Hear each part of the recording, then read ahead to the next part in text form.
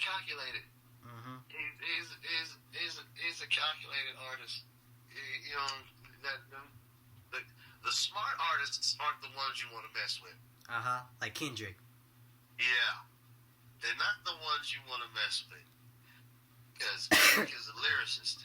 Mm-hmm. And Kendrick does his own rhymes or whatever. Yep. You know, from what I know and from my understanding, Drake is notoriously known for using ghostwriters. That and also just randomly be talking about girls, like cause like That's cool. No. That's cool. Look, Drake has a lane. Drake has formed a nice rap lane where he can rap and sing at the same time and rap, do stuff. I better find your love and I better find your heart. And then go into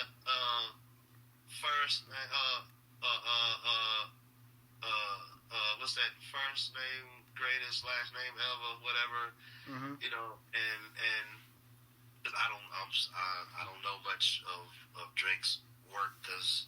Yeah, cause all I'm saying is that like he can write songs about girls and whatnot. Like he can write songs about his love life.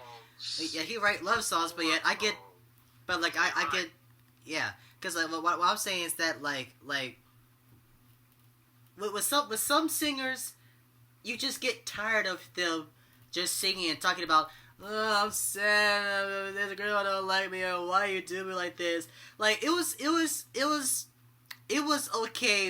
In my opinion, okay, it was okay when like XXXTentacion and Juice WRLD and them in that circle were talking about messed up love because like they actually went through that stuff and also they were going through certain things and plus they were really really young. While with Drake, it's like nonstop with like some, hey Kiki, you love me, or you used to call me on my cell phone, or that was clever. The other stuff. Drake, the way I'll give him this, the way he dealt with,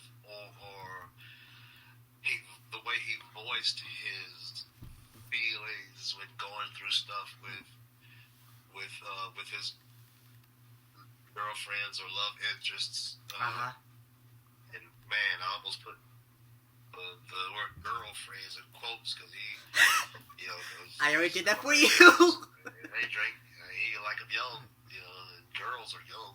Yep. But listen. All I'm saying is that like at some point to me, it kind of got annoying to me that how like he just nonstop was being sad about being played by girls or whatever like that. Well, you have to look at in his defense. You have to look at the ones that he's heartbroken over. He's I'm gonna say heartbroken. We'll say he was emotionally hurt over. Talking about Rihanna, who's really cute. Yep. I'm sorry, pretty, because if she hear this and say, "Any mean cute," I'm pretty. Yeah. The awesome Serena Williams. Williams. Oh, how I forget her last name like that? What? Serena Williams. I think he had a relationship with Nicki Minaj or whatever, and she's. I think so. She's pretty in makeup and cute without. In that whole Kiki thing, I think for what I've heard, that whole Kiki Do You Love Me thing was about Kim Kardashian. Yeah, I heard that too. And then how you gonna, chase after another man's girl like that? Then make a song about how exactly like another man's girl. That's to me. Now I'm gonna tell you. That's disrespect. That was the point where I looked at Drake and was like, yo, that was a real wussy move, dog. If I liked somebody else's girl, I ain't telling nobody. Exactly. I wouldn't tell my pastor or my psychiatrist. Nothing like that, man. I mean, much less, absolutely much less, make a cotton picking song about it. No, son. I keep it to myself. I keep it to myself. I'm holding all them cards to the vest, man. And if I had a homeboy that had a girl that I like, and ain't none of my homeboys' wives, do that. I mean, if you my homeboy wife, you my homeboy wife. That's it. I mean, it ain't nothing sexual about you, nothing, because you my man's girl, you my homeboy girl. Yeah. I mean, even if she disrespectfully walk around me in a t-shirt and underwear and socks, just because I happen to be over at the house at a particular time or whatever. That ain't, to me, that's like looking at to me, that's like his daughter, whatever. That's like a child. So you look at her like that, that's no, you don't have those feelings towards that. Exactly. So, you keep it neutral. You keep it like a friend.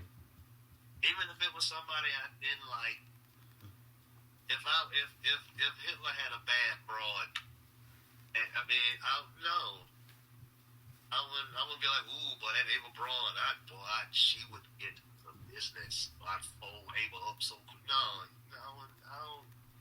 not nobody else's chick. Not nobody else's chick. So bottom line, Kiki, no. So at that point, and what's crazy is I got a homegirl I call Kiki. And ironically enough, she's a white girl. But ain't no Kiki, do you love me type of stuff, whatever. That's just that's my homegirl. That's my dog. It's my dog-ess. So I ain't gonna call her no bitch because she ain't no bitch. That's my dog-ess. Exactly.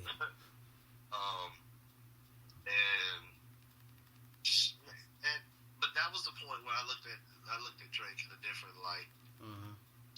Even though he's light skinned, but it just sounds mean. But anyway, I saw him in a different light then, and it made it easier to win. It made it easier to determine the winner in the Drake Kendrick Lamar beef, because actually it was over. It was over when that boy said, "F the big three, it's just big me."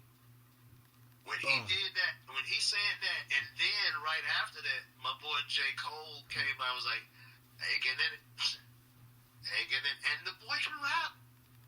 Yeah, well, actually, J. Cole made a song, but then apologized about that song and took that down. And he was like, okay, yeah, I'm no longer, I should have been in here before. I apologize. I love you, Kid Drake. But nah, Drake came in and I was like, okay. I'm gonna. Drake took it to heart, and all while Drake taking it to heart, J. Cole is just there. It's just there, just sitting there enjoying his life, until he made that song about something being a little bit grippy. I don't even know what that was even about. But still. I don't know, but I think that was just that was his way of responding to, hey man, why don't you say something? Why don't you do something? He's like, okay, well, this is what I'm gonna do, but what y'all want me to do, I ain't doing that, because look, there are tiers and different levels. There are levels. There are levels to that whole to the whole rap thing. Yeah. From my perspective, as somebody who listens to rap. Now, you have rappers that are very entertaining. Yeah. Because, love him or hate him, I loved him. MC Hammer wasn't that big of a rapper, but man, brother was entertaining. I went to see the brother when he came to the Greenville Auditorium back in 91, 92. Okay. You know what I'm saying? And I had the pants. I did the moves. You know what I'm saying? I did all that. I mean, Hammer was entertaining. And then you would recite his raps. I mean, even to this day, people still saying too legit to quit. Can't touch this. I mean, it just phrases that the man he's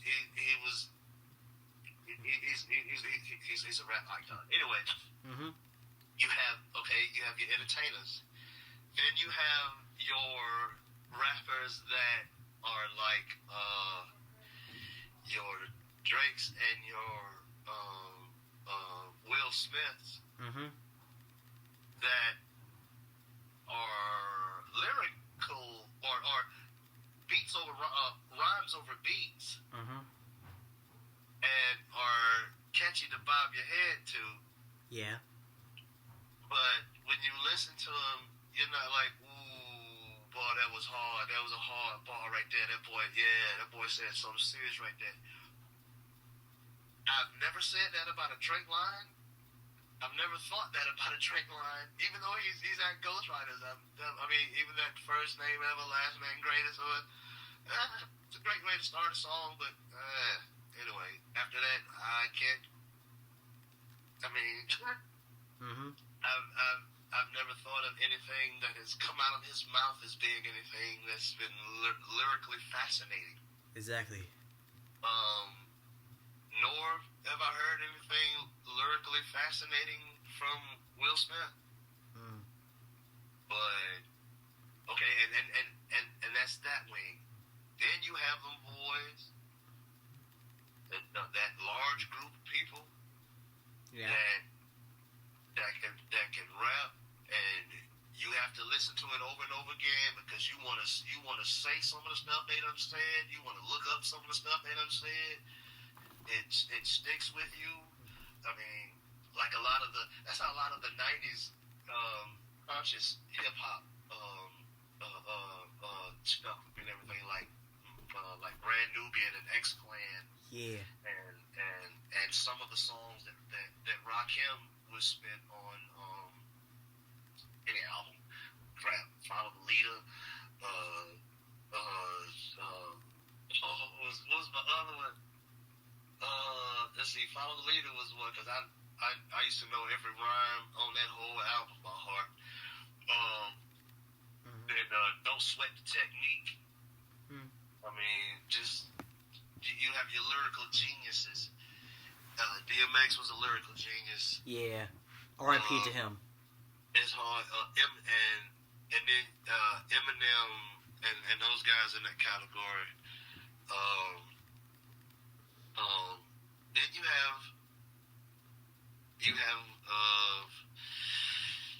have ones that can just spit words, and the whole album is wee.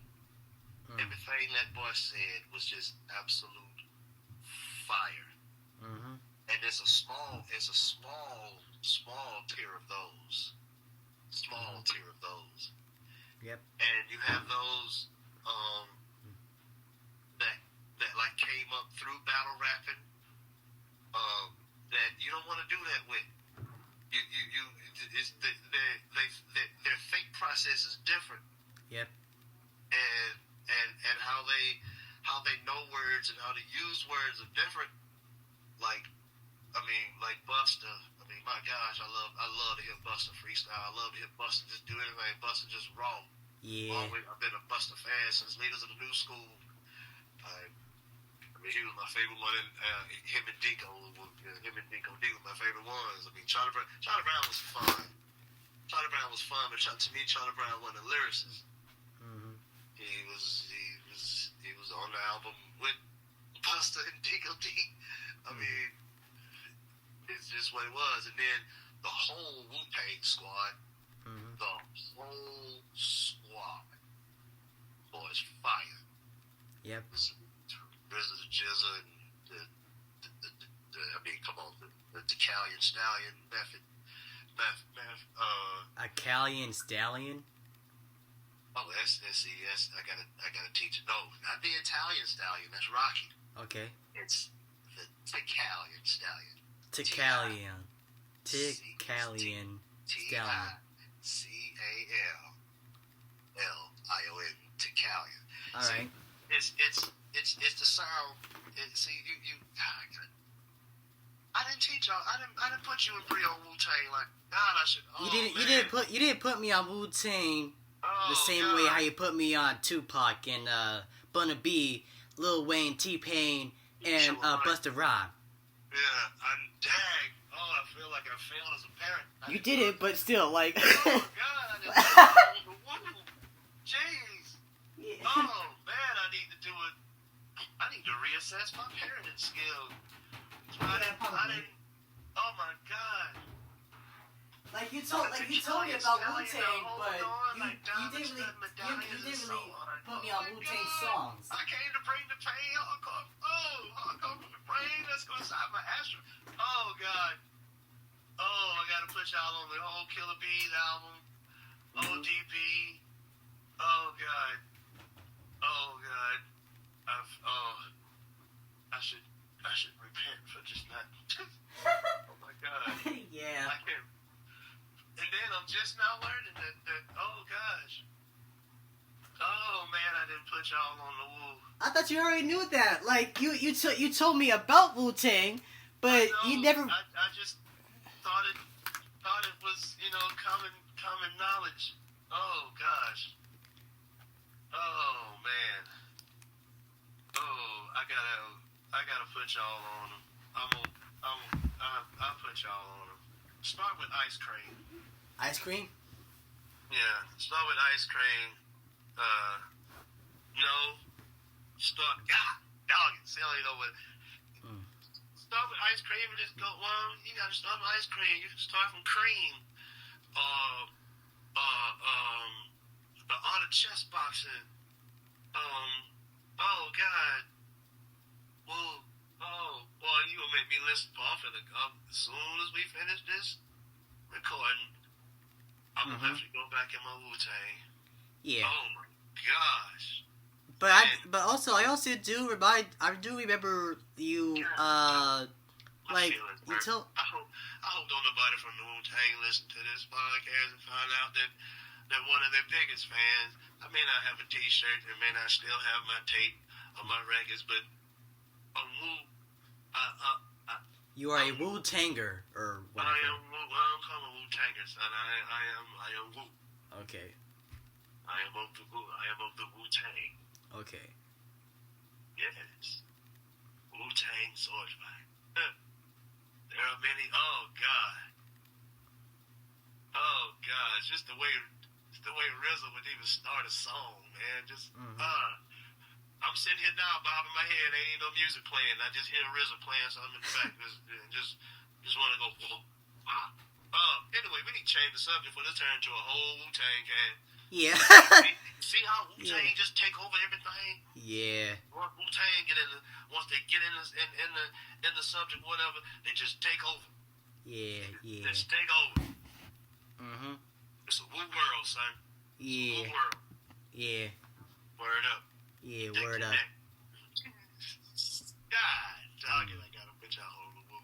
Yeah, please do. Jesus. But yeah, that's Ghostface, son. Listen to how Ghostface Killer from Wu-Tang Clan. I'll explain. His name came from a character from an old kung fu movie, which was an awesome kung fu movie, man. Ghostface Killer was a bad dude in that movie. Anyway, listen to that man, how he destroys that beat, and what's that?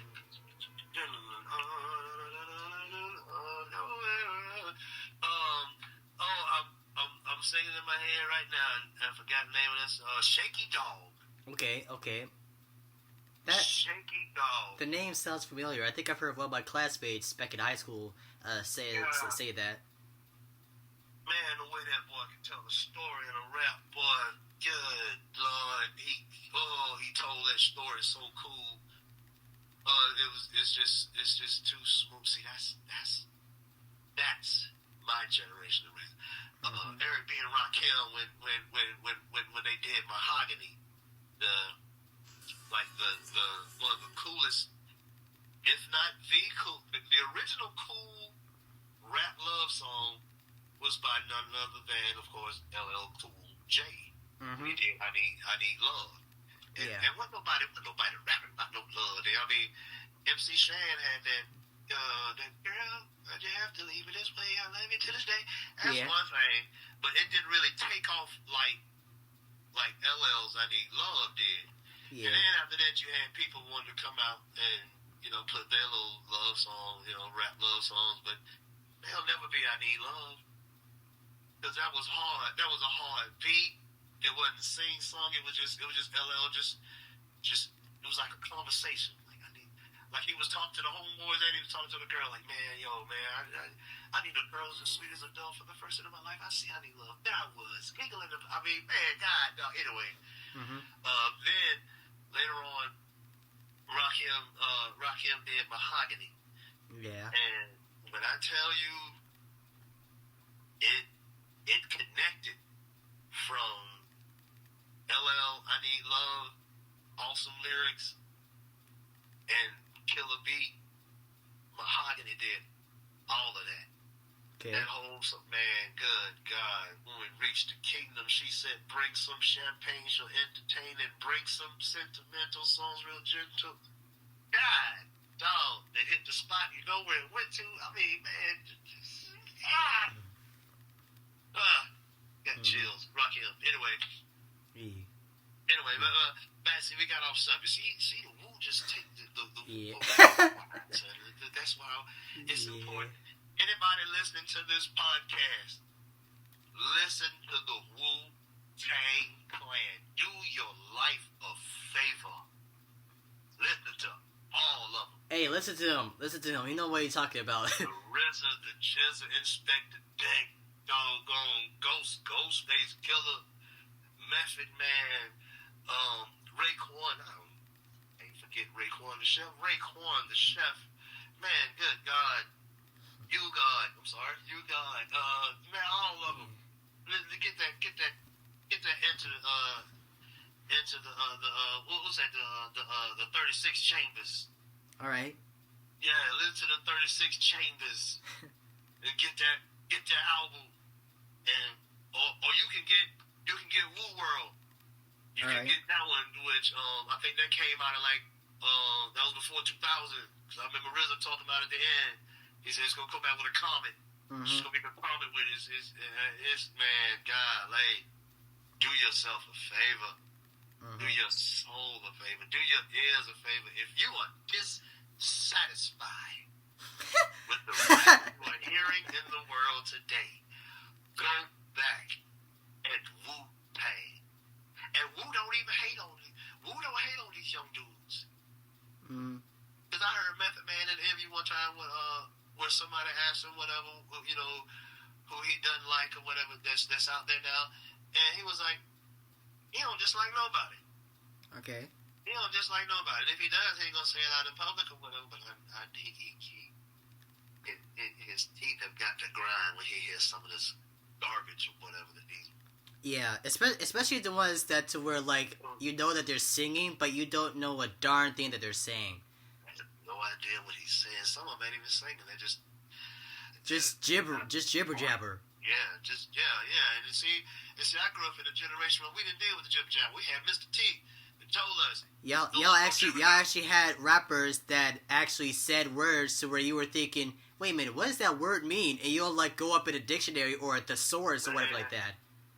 Rakim used to spit out some words, and the next day, if I didn't use my own dictionary, and if it didn't have the word that I needed, I go into the big unabridged one that they had at the library and look up what in the world this man was talking about. Yeah. X-Clan was talking. They was saying stuff or whatever. And I'm like, that can't be a word. Not only is it not a word, it's the name of a person. Mm-hmm. It's the name of a ruler in Egypt. And then you would go and research and be like, oh my gosh. Yep. The verse with Horus, create with Ptah, Antoine Chimua. I mean, golly. It's, the grand verbalizer fucking lesson, Brother James. It's just, I rap entertained and educated at the same time. Mm-hmm. And I don't think they really realize how much more they educated than they entertained. I think that's why a lot of them aren't out there now doing, doing big music because, excuse me, record labels don't make money off of making people smart. They make money off of entertaining people. Yeah, Cause I've noticed this for quite a long time, but some of the people in my generation, our attention span is not the biggest. It's not the best. Our attention. You can listen to. I guarantee you. You can listen to "Verbs of Power" by X Clan. It's a nice slow beat, and Brother J flows over it real smooth, like, and you can appreciate it, even if your attention span is low. You'll dig that. Listen to Heat, of course. Heed the Word of the Brother of X Clan. Yeah. My original X Clan jam.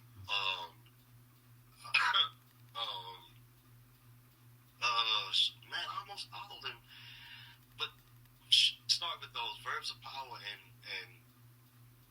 Grand Verbalizer. What time is it? Oh my gosh, the time is in. The funk is in the lesson. The time is in the. Balance in the sunlight, shadows in the earth. Tick tock, tick, we go sun to moon. Verbalizer speaks as the quarter to doom. Self-destruction is not a key function, never bound to leaders because the people keep fronting. Bars. They make you. They make you. They will make you think about what are you doing with your life. We come from all this greatness, and where are we now? It says we aren't where we should be now, like we were back then. What are you gonna do about that? Well, here's what you need to learn about where we were and how we really, really are. And I mean, that's why a whole bunch of that and Bill Cosby sent a whole bunch of people to college in the 90s, especially black people. Yeah, we were listening to rap that made us think and made us proud and made us think like, I'm not as dumb as the people on TV are saying I am. I'm better. Let me show you something. And then they would do it.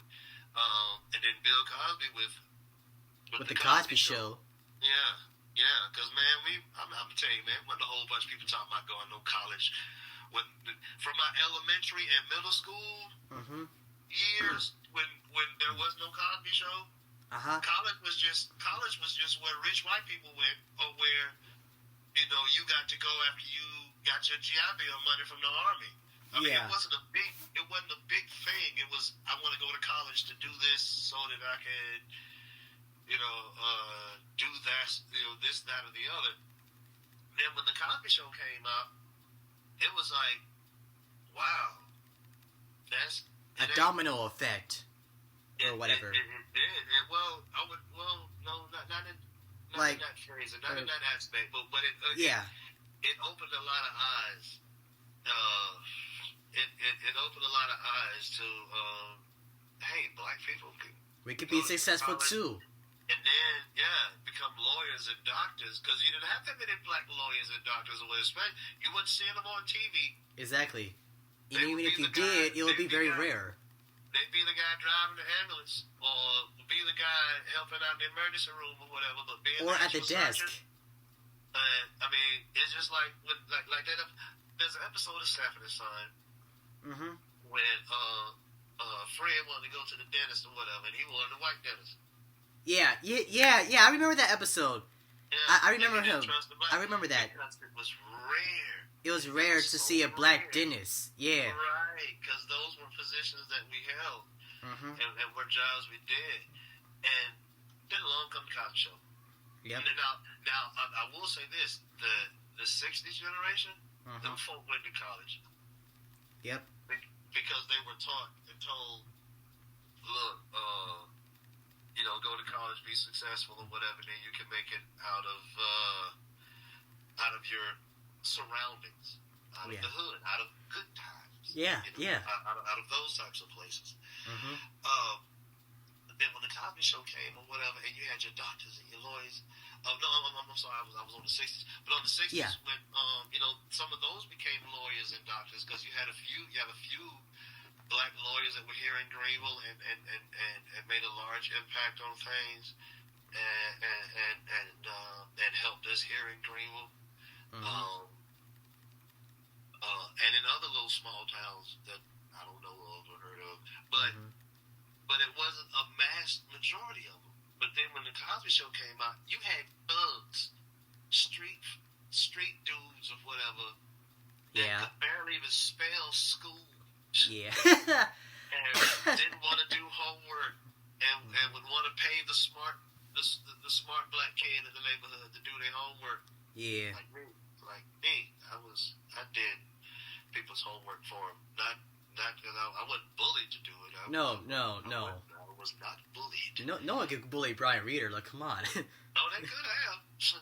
They could have. Just nobody did. I had real good friends. All my friends were real good friends. My friends never bullied me, and my friends never let anybody else. Well, we didn't let anybody bully us. Anybody else in our hood. That's the other thing about the whole oneness of Fieldcrest. Fieldcrest didn't let people bully other people. Didn't let other people bully people from Fieldcrest. You know, like, because we had a gay guy that grew up with us or whatever, and he was gay. We knew he was gay, but he was our gay guy.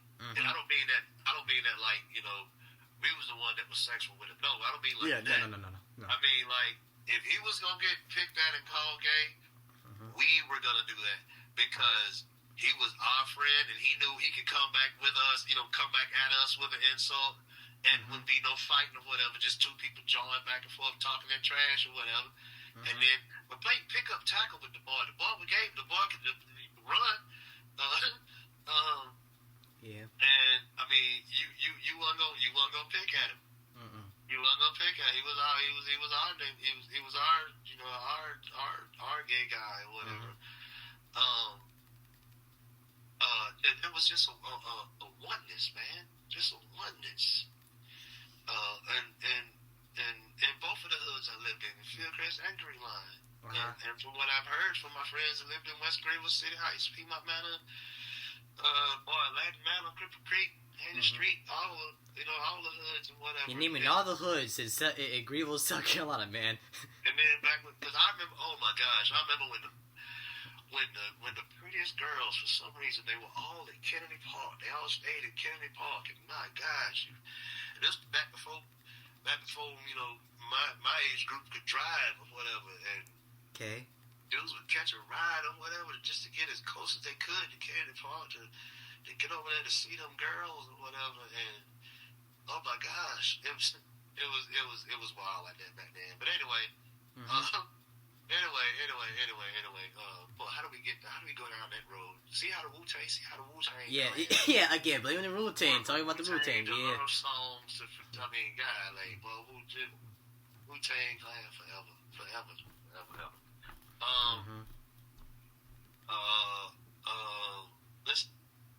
We'll change the subject before I bounce back to Wu-Tang again. But anyway, Cosby Show got people going to college because they saw Dr. Heathcliff Huxtable and his lawyer wife, and they were successful, and they had 5 kids. And oh my God, all the kids were there except for the one that was off to college. Yeah. And then they did the spin-off show of life in college, you know, in a black college or whatever. A different world, yeah. Yeah. And it was like, oh my gosh, they're learning, and it's fun.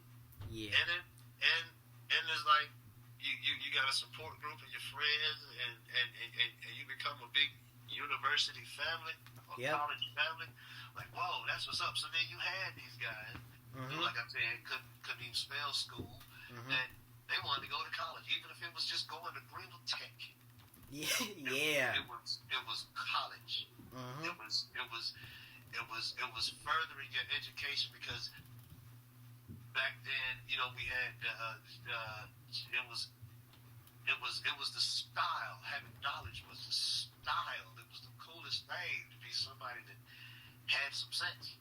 Now, if you got sense or whatever, you're ostracized and you look back differently. They throw their nose at it like, man, what you doing having some sense? You need to be stupid like me and listen to rap where you don't understand what they're saying. Yeah.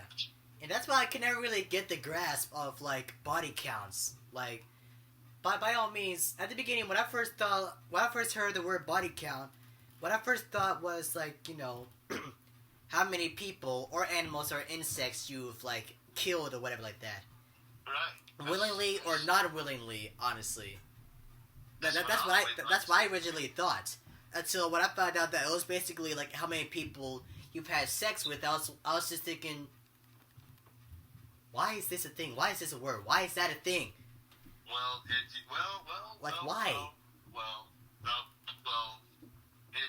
The phrasings and terminology has changed. I mean, calling it a body count is harsh because, like you said, the original term body count meant like how many bodies, how many people you've killed, or how many animals or whatever, or animals you've slain. Yeah.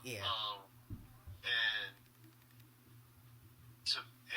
in my opinion, to put that in sexually, your body count would be how many people you killed through AIDS or you've given herpes or syphilis to. Your body count, because that to me, that's the only time body count should be even affiliated with sexuality, because it used to be notches on your belt or whatever we used to call it, or notches on your headboard, like how many people you slept with, which were just markings, like one line for that girl, and can't forget Tiffany, and marking how many people you've been with, but it wasn't called can't forget Tiffany. I would never use that as a terminology for how many women I've been with would be my body count. Because I think I don't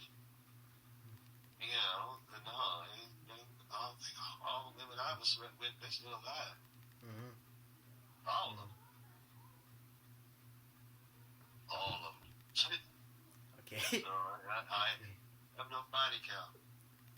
Have no notches on my headboard. Just have memories. Because like I remember back in high school. Yeah, because like I remember back in my high school days. I think this was sophomore year. This was when COVID was starting to die down, and we can finally go back to school physically. So it was sophomore year, and I think personal finance. And one of my classmates that I met on that same day asked me, "Yo, what's your body count?"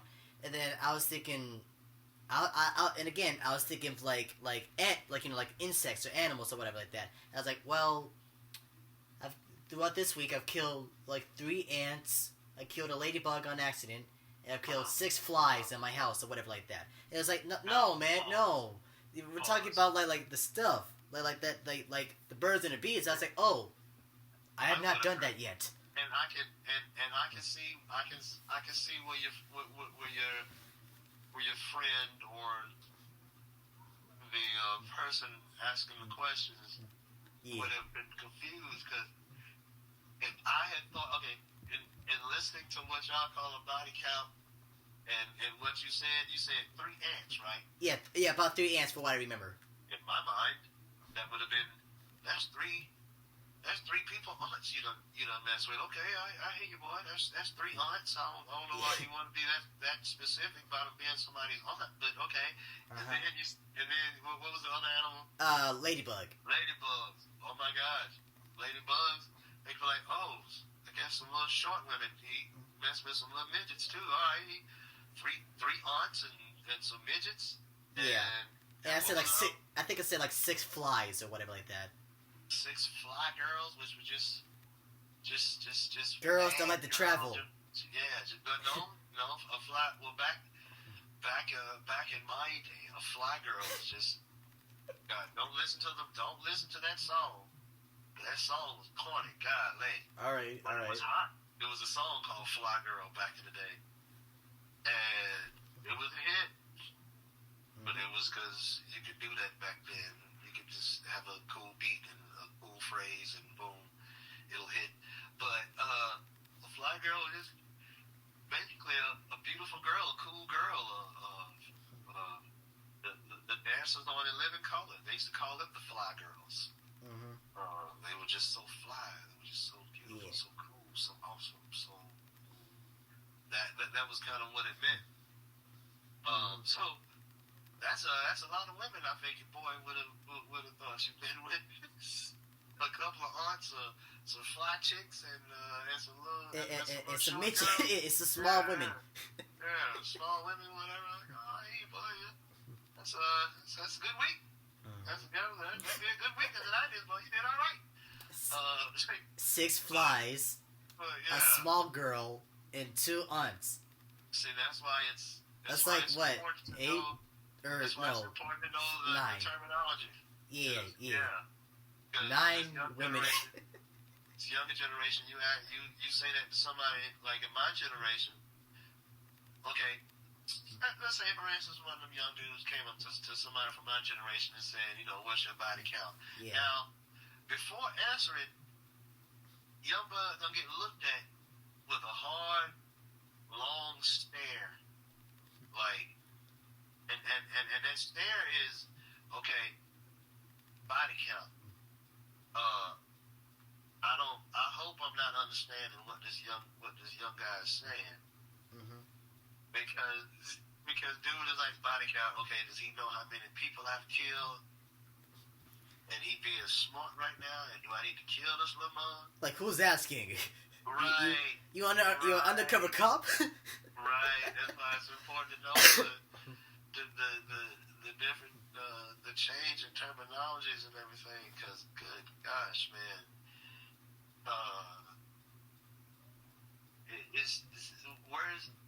Words change.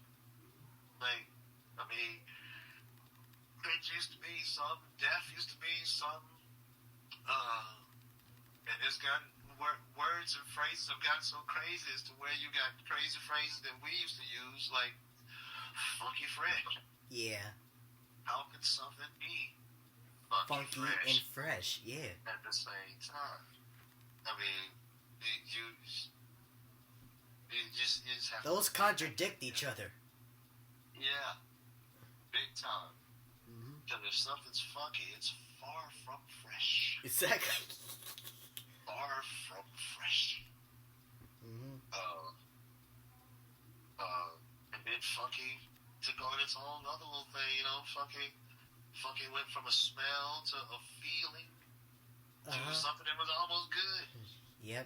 Because, when you hear a funky beat, like, boy, that's a funky beat. That happens to be a beat that you like. Yeah. Yeah. And I'll wrap this up with funky fresh. The only thing I can think of that's funky and fresh is dookie. Fresh dookie. Because it's fresh and it's funky.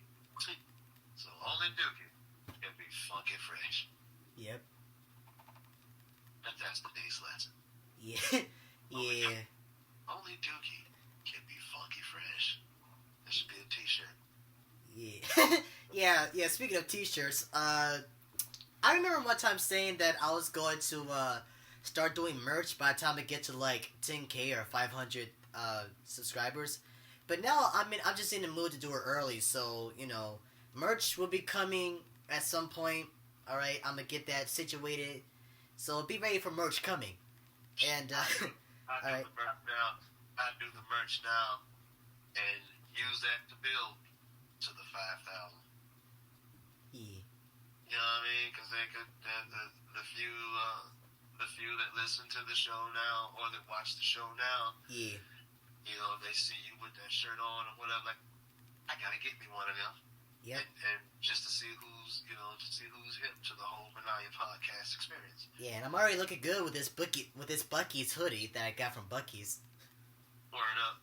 I'm already looking that's cool. Buc-ee's though. That's advertising for them. That's yeah. Not sponsored, but still. We're not sponsored, but still. I'm looking good in this. Yeah. I'm looking good in this. We gotta get you some Manaya podcast stuff. Yeah. T-shirts and hoodies and stuff. I know a guy. I'm gonna talk to a friend of mine or whatever and see if I can see what I can do about getting your t-shirts and hoodies and everything for the because I got the Brian Reader Everybody mugs. Well, I've had the Brian Reader Everybody mugs. They made just to start out. They made 25 and they got gone quick. Mm-hmm. Yeah, they got gone real quick. So you can use that, and that in turn got me to my shows. People that have no idea who they are, and they've heard about me from somewhere else or seen the mug. Yeah. Was wondering what was all this about. Why do you have a mug with this guy's face on it and his name? And then once you've been to a Brian Reader show and had the Brian Reader experience, you understand, like, yeah, I see why they put him on the mug. They need to put him on a T-shirt and on a movie. But cut the check, we'll do it. Yep. But yeah, man, go ahead and get you a few shirts. Get you 5. Don't get you 10. Yeah, because I was thinking about like I do like the shirt, the hoodies, maybe a hat, and a wristband of like what I say at the beginning. You know, the what's good everyone, or like something that I normally say, like a catchphrase or whatever. Your catchphrase, yeah. Start with a T-shirt. Yeah. Start small. Start small, and then explode. Alrighty, but what do you want to say? Like, what do you got going? Like what has been on your mind? What's been on your heart? What has been on your soul?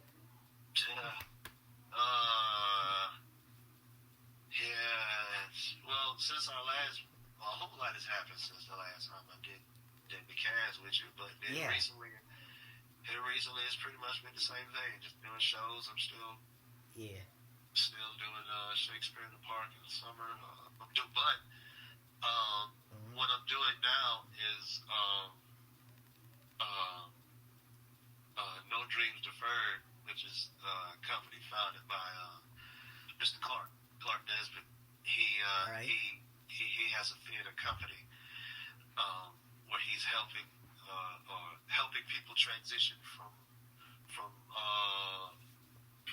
real small theater. I mean, not belittling anybody, but small theater into your community theater, like the stuff I do downtown. Yeah. Center Stage and Warehouse and all that stuff. The transition to doing it professionally, we'll say. Yeah. When you're doing it with contracts, because a lot of your small town community stuff, you deal with no contracts or whatever. Yeah. But he's teaching people how to adjust to doing contract theater work, and the different aspects of the theater, not just the stuff on stage, but the lighting. You know, if you have a particular liking in the field, because some people like theater, but they can't sing and they can't dance and they can't act, but they really have an eye for fashion. Yeah. They can be a costume designer. They're good with sound. You can be, the sound tech, lighting technician. Because it's so much more that goes on in theater other than what you see the performers do. Yeah. So I say that to say that he's he's doing stuff year round with this company, but I've dedicated or whatever all of my Junes from here out to performing, whatever show he's doing in with his company in June. And for that's my Juneteenth, and that's how I do my Juneteenth celebration. I perform, I put on a show for my people, and of course in July I'll do Shakespeare. So got that every June, and so every June and July I'm doing something. So that's from here on out for the rest of my life. With all due respect, when are you not doing something? I wasn't, but for about 2 weeks, Yeah. You're right. My fault. Yeah. That's like the longest break I've taken, involuntarily. Each time I volunteer to take a break, I never get to take it. As I'll take on something else. I can't just sit. I've tried to just sit but I have to entertain. I've done that too before, to where like I can't just sit because when something felt off when I was working at this one job, which I'm not going to mention, but when I was working at this one job,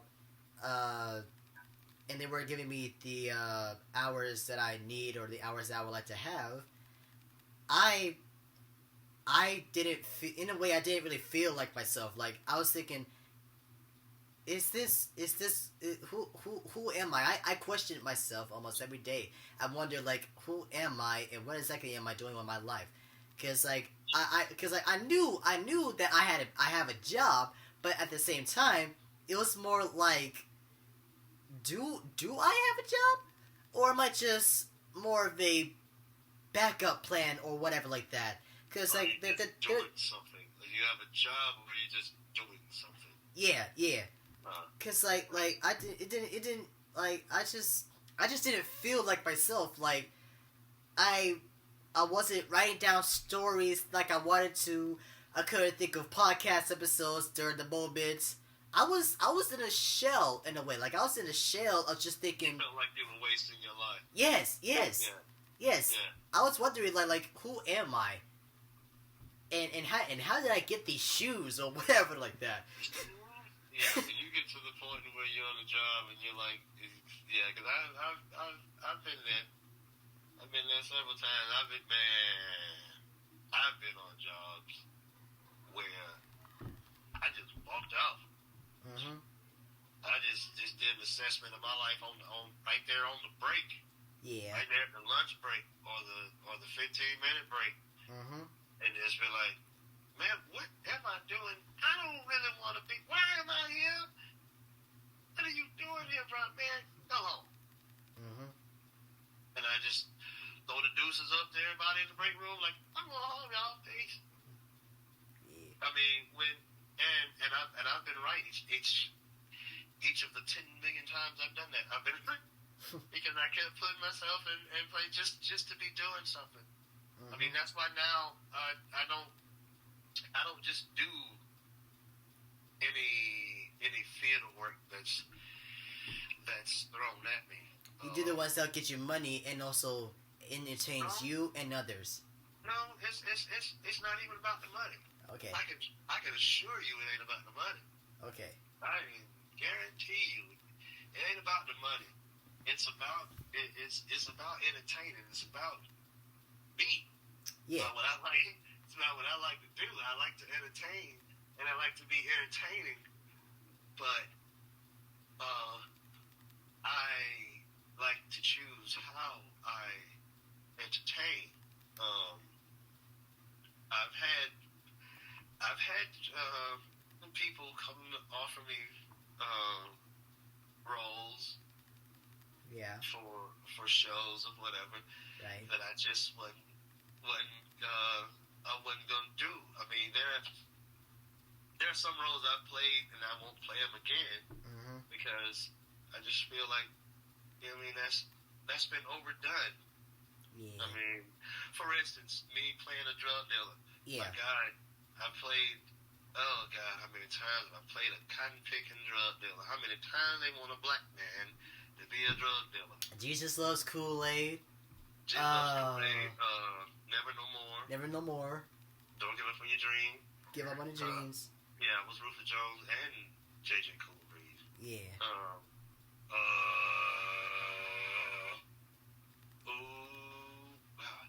I'm trying to think over 30-something years of doing theater.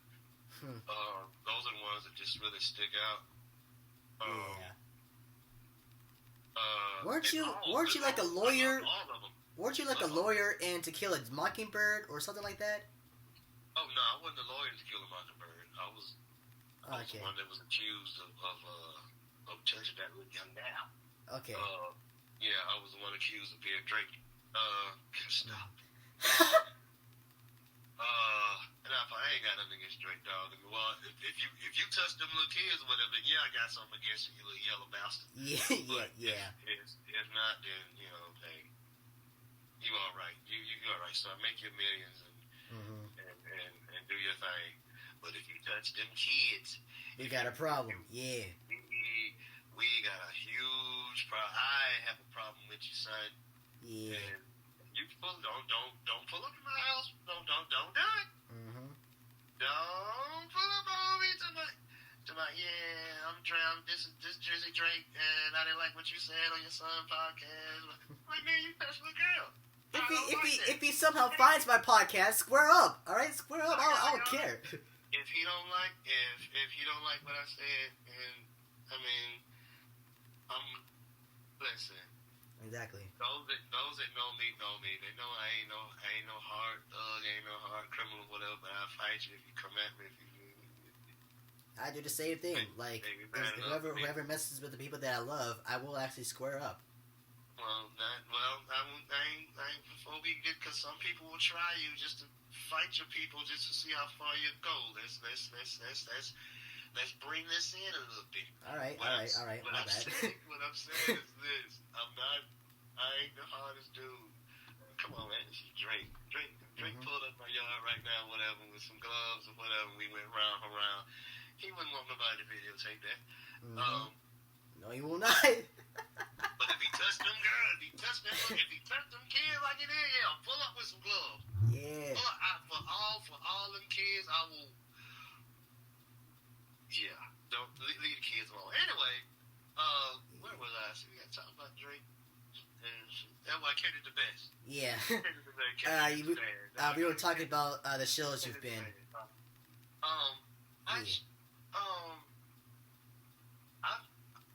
I've played more lawyers and prominent roles than I have drug dealer. But anyway, yeah. I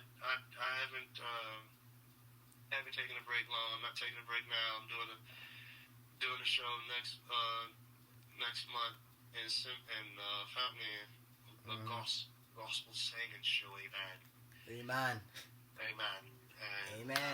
That's gonna be fun. As a matter of fact, I didn't have a cold. I was supposed to be at rehearsal. Mm-hmm. Yeah, I was supposed to. What time is it? It's 4:22. Oh yeah. I was supposed to be at rehearsal, but when they hear this podcast, I'm like, oh, that's why he didn't make it. But I mean, I got a cold, eh? Yeah. Don't worry. For those that are watching me and whatnot, all right. He has a cold, and that's why we're not doing it physically. All right. That's the reason. All right. He does. That's why I'm not at rehearsal. And plus, trust me. I'll have your songs. I got your songs now. I'm just adding my own personality to the songs to own the songs, to perform them. Because if I do a song, I'm doing a song somebody else is, because I haven't written any songs. So if I do any music or whatever, I have to make sure that I'm not doing it exactly like the person or whatever. I don't want you to see them doing the song. I want you to see me doing the song, but still loving the song that you love. Yeah. So yeah, I got you. I got your gospel songs, amen. And you need not worry, amen, as to whether or not amen, I'm going to give the songs their proper shining. Mm-hmm. Souls shall glisten with luster, amen. Yes. Do that which is necessary to deliver, amen. A great performance. Glory. I've been doing this for over 33, 34, 35 years, one of the 30s, and in all of those performances, thank God I have never heard anybody say to me, or even behind my back, that they did not like my performance. Nope, not at all. Never heard of a single person said, "Man, I don't like that that show where Brian Reeder played that guy." No, I've never heard that. I've always heard love. But see, that's pressure too. That's pressure. True. That in a way that is pressure. I have to keep outdoing myself. Always. I have to keep outdoing myself. Yep. Because, I mean, I don't want people to not be satisfied. I don't want people to not be entertained when coming to a show that I'm in. Yeah, I feel you. Because even if you don't like the show as a whole, did you like my performance? Mm-hmm. And it's not like I did anything to stand out from the rest. Mm-hmm. It's just that I wanted to deliver what the director was trying to tell. I wanted to deliver what the songwriter was trying to say. Yep. I want to deliver those, deliver those messages or whatever, entertain you. Yeah. Like I said, it's been a blessing. Indeed. I've been absolutely fortunate as all get out that I have the career that I have in theater, and I'm gonna keep on till I'm 132. Yeah.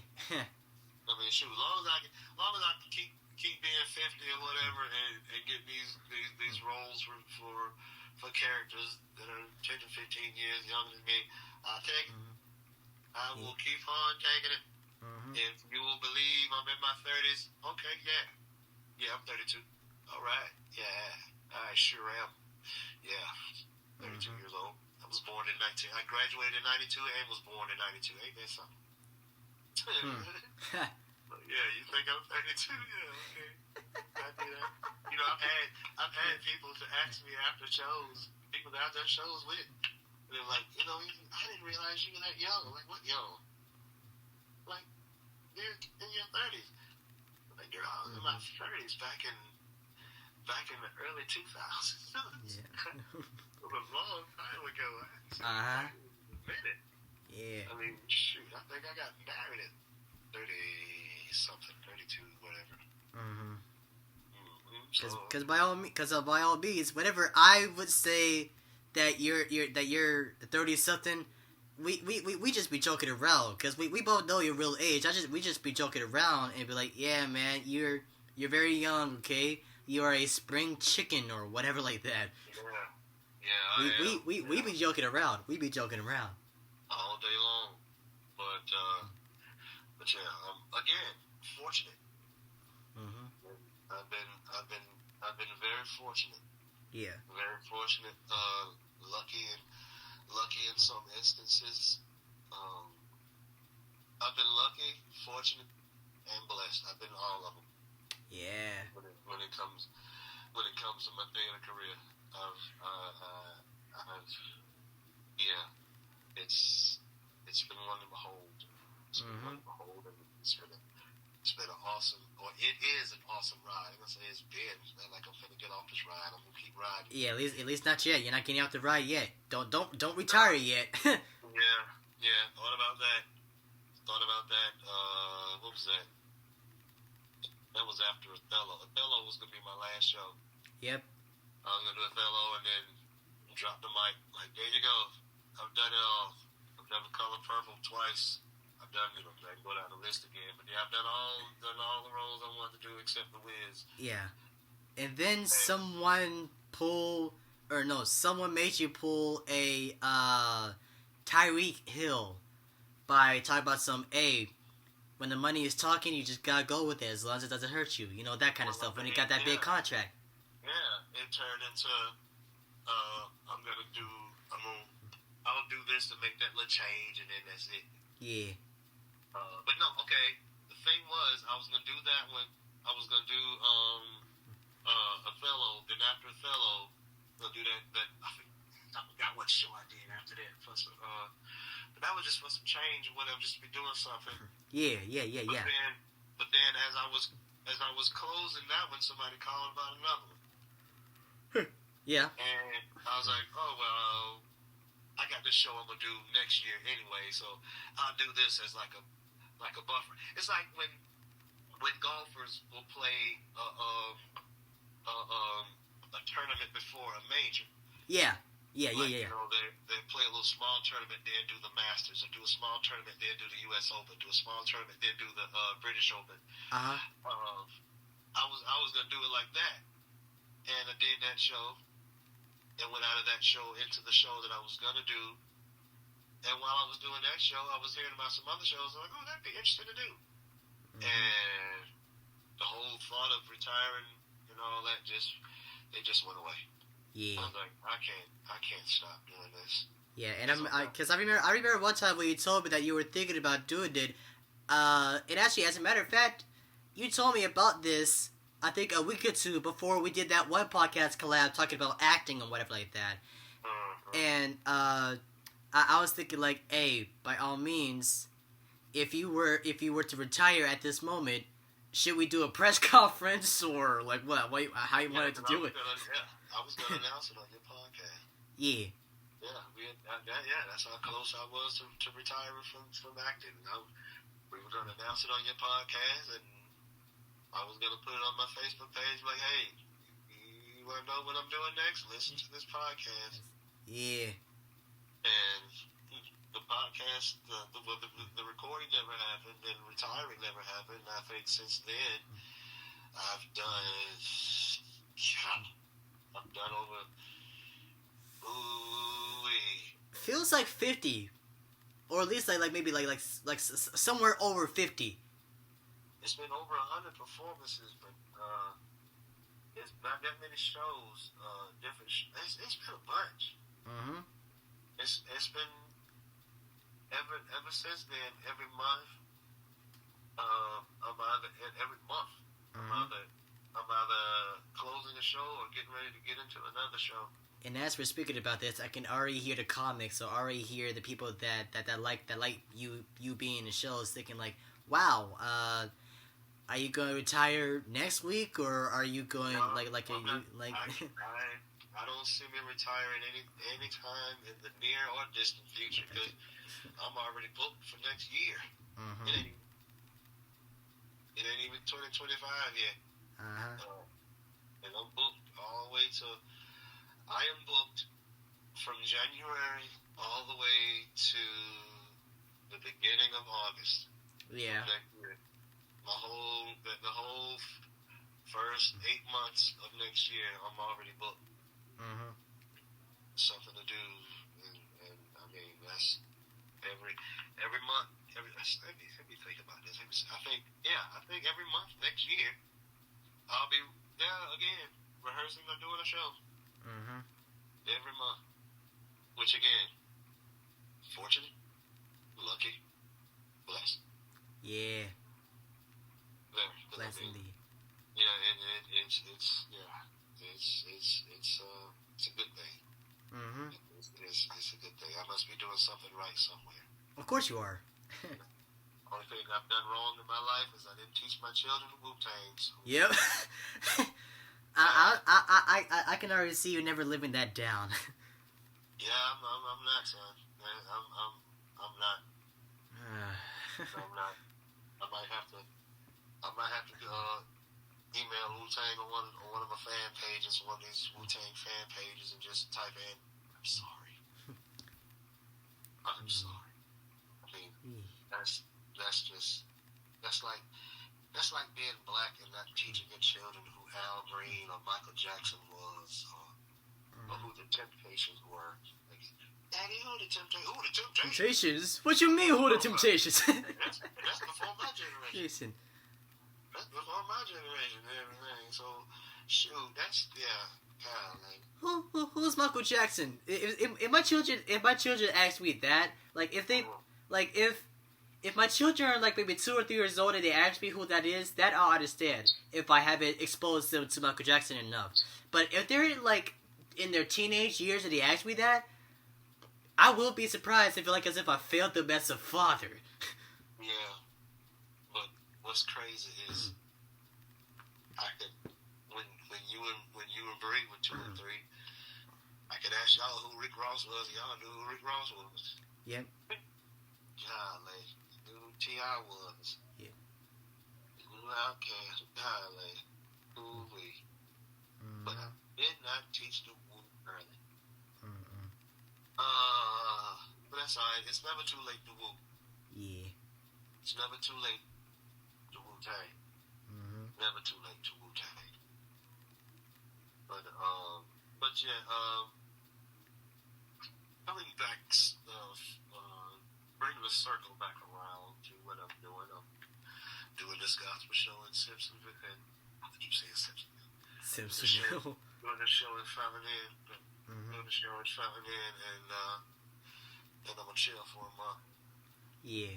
That sounds about right to do. I think I'm in Pelzer for Christmas. The way I got it mapped out, I think I'm down there this Christmas. How many times have you done a show in Pelzer, like for Christmas? How many times? 3. Have I done 3 Christmas shows? I think I've done 3 down there, and this will be the 4th. Or I've done 2 down there, and this will be the 3rd. Okay. Yeah, I know I've done 2. I've done 2. This will be my 3rd. Yeah. If I do this, it'll be my 3rd. Well, if I get to do this, it'll be my 3rd. Yeah. So, let me see what I can. Because I had a friend and fan of mine, Bert. Yeah, I got a friend named Bert, and my name ain't even Ernie. My friend Bert asked me years ago. Bert said, he's like, Brian, is there any role? Is there anything that you can't do? I said, that's a good question. Let's find out. Exactly. And I then it turns out that you like to sing, but you don't like to dance. Oh, I hate dancing. I absolutely hate dancing. I don't want to do anything. I don't want even. Listen, anybody listen to this podcast? If you see me in a musical, not a music review like a Motown thing or a decades music thing like an 80s music thing, 90s music thing, 70s music thing, 60s music thing. Or I don't mean musical like that. I mean musical like The Wiz, a chorus line. Definitely not a chorus line. Nobody. Don't make me cuss. I did anyway. The Color Purple. I've done it not just because I've done it twice, because I'm not doing that dancing. I don't want to do all that dancing no more. I'm 50. I'm older. I'm 52, 51. I'll be 52 next month. But man, we got young people to do all that. They fold up and jump and pop and pop and 2 steps on the 3 and 4 and no man. And 1, 2, 1, 2, 3, 1, 2, 3, 1, 2, 3. No, that ain't me no more. And I'm not. I will. If it's a musical and all I get to do is sing or talk, I'm game. But it'll have to be a pretty check for me to get out there and 1, 2, 3, 1, 2, 1, 2, 3, 4, 1, 2, 5, 6, 7, 8, and 1. No. God, no. No. I just hate learning choreography. I hate it. That's honestly understandable, and I only say that because of how the fact that, like, despite me loving to dance, there are moments to where I love watching it. I love watching people that do it. Like the last Motown thing we did, and it wasn't a musical. Yeah. But it had some dancing in it, and what I liked about it was the girl that did the choreography or whatever. Girl was cool. Yeah. Her dance, if you look at the stuff we did, you'd think we were killing ourselves doing it. And you'd think What, was she doing backflips or something? Well, William did. I think William did a flip on stage, didn't he? I think William did. I think Will Brown. Okay. Will Brown flip. Okay. If Will Brown didn't flip, it looked like he did flip in one of them songs. But anyway, we shout out to Ignite Theater down in Fountain. They trying to do something down there. Go ahead, y'all. Build that thing up down there. But her choreography was cool. It was easy and kind of complex at the same time. Okay. More like almost like a Funky Fresh situation. It was easy and complex at the same time, and she made it enjoyable and tolerable. And I hate I didn't get through the show. Okay. Because there's certain thing. Yeah, there's certain incident. Yeah. But I like her choreography. But I ain't dancing no more. Well, her dancing, yes, I can do. Her musical review dancing, yeah, but I can imagine what that girl would have put together if it was The Wiz or a full-scale musical or whatever. Oh, dear God, I wouldn't do it. Okay. I would not do it. That is a choreographer's dream. Go up to a choreographer and be like, hey, could you choreograph The Wiz for me? I thought you never asked. Exactly. Or, hey, would you like to choreograph the color purple? Why, say no more. Well, it will be my honor. Yeah, shoot. No more. I will do your little Temptation 4 Tops and Temptation 4 Tops. I will do them all day long. I will do your 60s music, your Frank Sinatra stuff, and all that all day long. But if I have to go to a rehearsal and I hear 5, 6, 7, 8, count me out. Count me out. But just know, Brian Reader finna disconnect. I'm like, oh, yeah. Disconnect is crazy. Yeah. And the disconnect is real.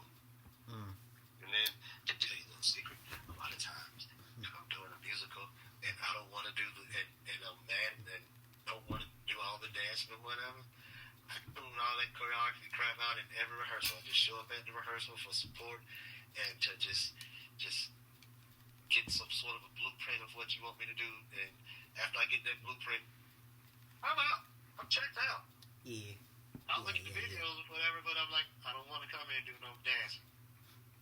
I want to eat. When I went to dances, I did dance at the prom. I got off. But I didn't always go there. When I used to go to Club 7 on Monday nights back in the day or whatever. Yeah, my mother told me that. My mother told me that one time. Yeah, tell your mama to mind her business.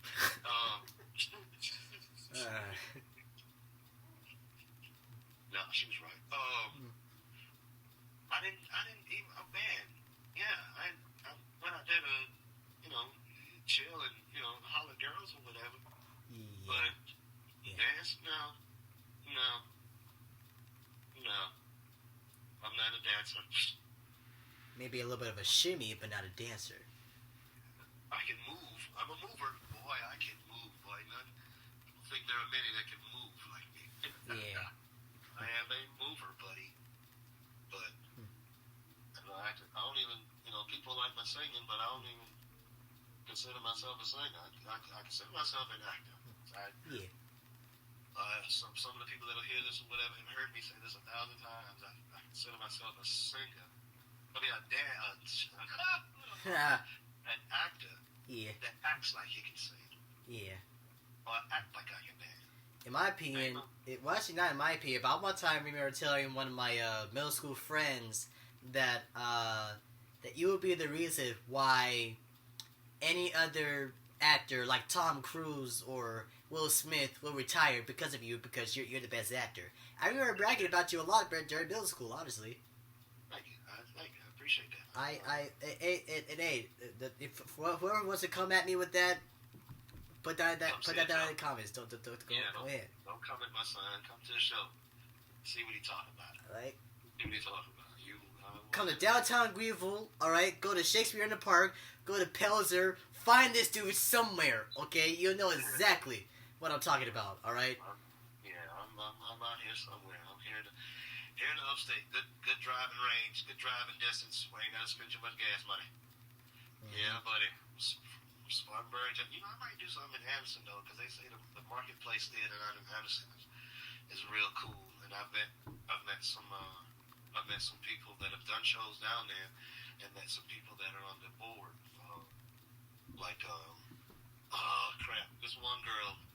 This one girl that works down there, and she ain't gonna hear this no way. But I don't even remember her real name. I just called her. With that nickname Sapphire.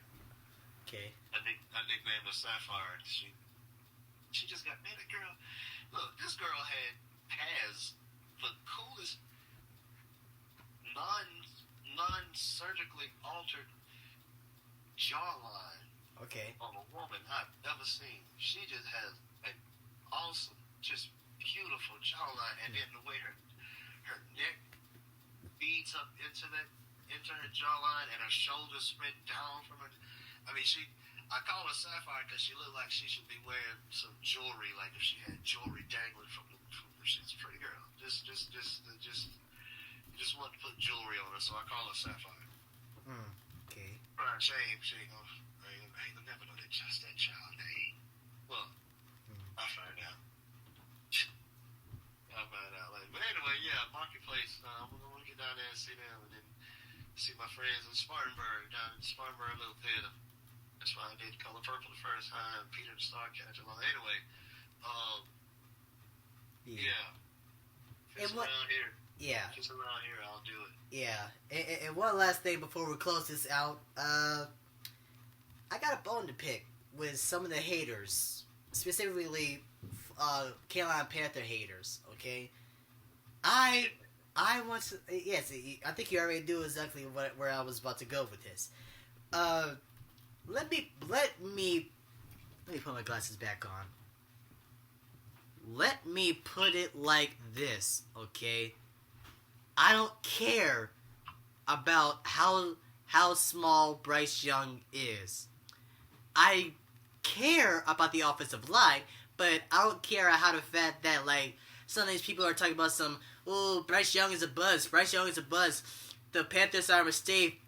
The only thing that I don't like about my Panthers is how we've been doing things ever since the original owner sold the team.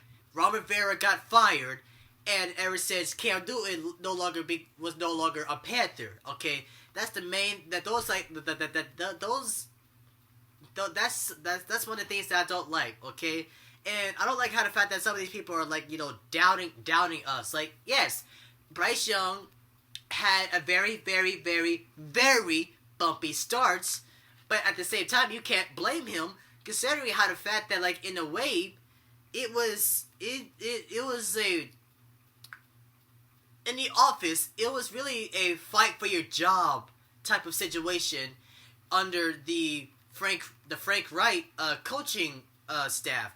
And I only say that because of how the fact that, like, there were moments to where people were going behind Frank Wright's back and whatnot. Now, I can understand you don't want to lose your job, but yet when you know good and well that your owner is a behind, first off, I'm just going to put this out right now, and whoever wants to go at me, okay, go ahead, come at me through the comments or whatever, and if you don't, okay, but still, if you know good and well that you have an owner that's being a behind and whatnot, you know exactly where the problem is coming from. Sure, the coaching might not be as good, but at the same time, you can't always blame the coaching when you don't have a good owner or a good organization to help you build a good working staff to help out the team. Okay, because with football, it's never just a one-man job. Okay. It's a bunch of people, okay? Basketball, in a way, is a one-man job. Baseball, in a way, is a one-man job, okay? I would say golf. Yes. Yes. Swimming. Golf and swimming and tennis are like a one-man job, in a way. Yes. The only reason why I said basketball was because of, Michael Jordan, but still. That's a good point. Well, he still needed a team. Yeah. He still didn't score. They were scoring over 100 points in the game, but Michael didn't score all 100 of them. He had to have. He needed Scotty. He needed Horace. He needed B.J. Armstrong. He needed Paxton. Scotty He Pipp. needed Livingston. He needed Bill Cartwright. He needed Scotty. Livingston. Yeah, he needed Scotty Pippen. He needed even Bill Weddington, who came off the bench. With his 2 points and a rebound, or more. I mean, Weddington did his part. I mean, and it takes a team. Yes. that's why you're to calm you down a little bit. Your team didn't win today. Y'all won. I'm looking at it now. Y'all won 31-26 against Buffalo. Mm-hmm. And Bryce actually did the opening drive for a touchdown. Yeah. Yeah. So things are starting to look up with your Panthers.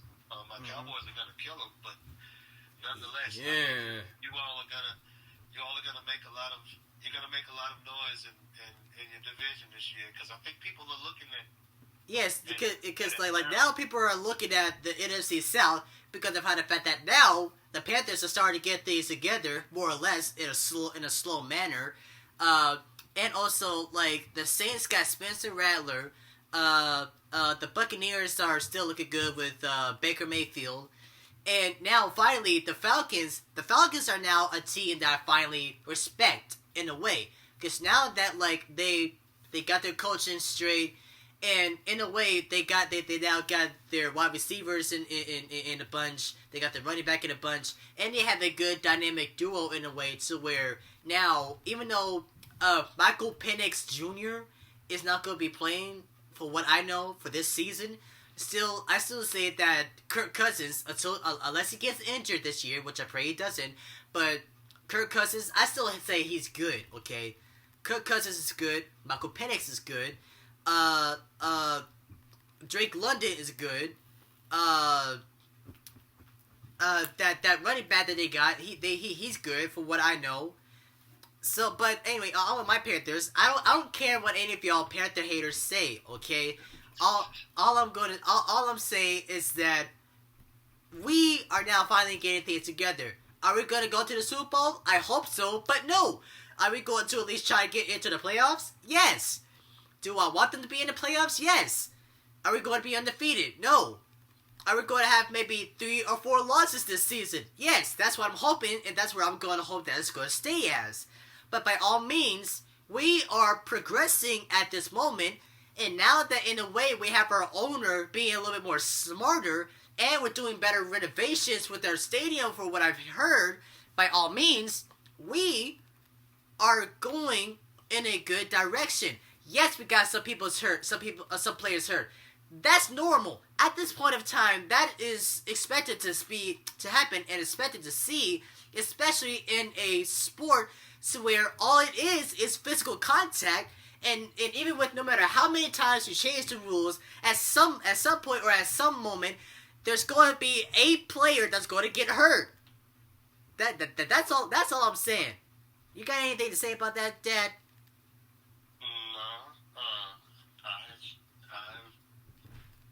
I'm a Cowboy fan. I've been dealing with haters, Yeah, but at the same time with y'all, Calm down. I understand. My bad. The reason why I don't have the same amount of passion is because we don't share the same amount of disappointment. Exactly. But the interesting thing is your team has been to more Super Bowls since in the past 30 years than my team has. Yeah. We'll say that. Yeah. I'll give you that. Yes. Yeah. But as far as haters and addressing haters, I would just always say, we'll just let them back it up on the field. Because we can talk all day long about it. But it doesn't mean anything until they put the pads on. Yep. And they get out there and fight for that ball. Over here talking like Stephen A. Smith right here. Until then, quite frankly, unequivocally, I think we should just all sit back. Just sit back for a little bit. Sit back a little bit. And look at the whole picture. Look at the whole picture. It's a long season. Yep. It's a long season. Yep. And anybody can come on any platform and say what they think is going to happen. And it ain't gonna happen. It ain't gonna happen like that. Even though the millions millions that I make is, and they slip. The millions that I make, I don't know it all. I know enough. I do know enough, but I don't know it all. So we all so I have to do just like everybody in America and around the world, around the whole globe. Yeah. I've got to sit back and wait and see.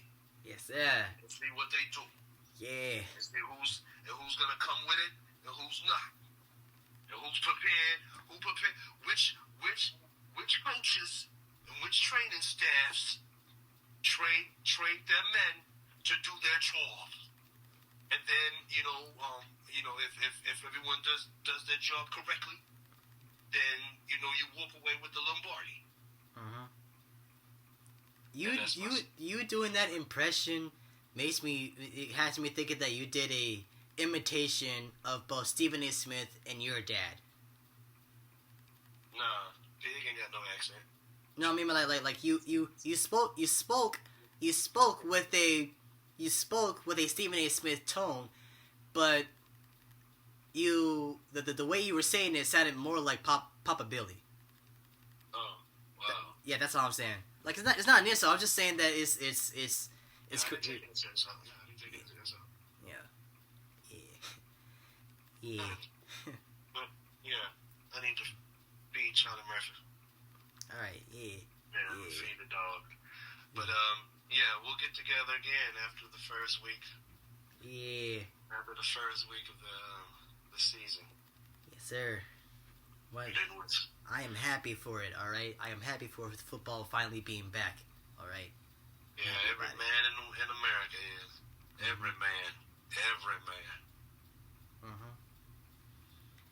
Yeah. And that's gonna do it for this episode, everybody. Thank you very much for joining. Don't forget to like, comment, and subscribe. Merch will come out at some point. My dad will get me hooked up with someone. And God bless everybody. Shout out to everybody's birthday. Happy birthday to y'all. Alright? And happy birthday to those who have missed throughout the month. Alright? God bless everybody. Stay healthy. Love all of y'all. And catch y'all next time. Big B. Word up.